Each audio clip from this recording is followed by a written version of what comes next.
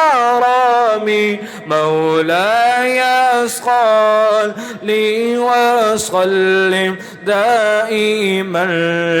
أبدا على حبيب خلقي كلهم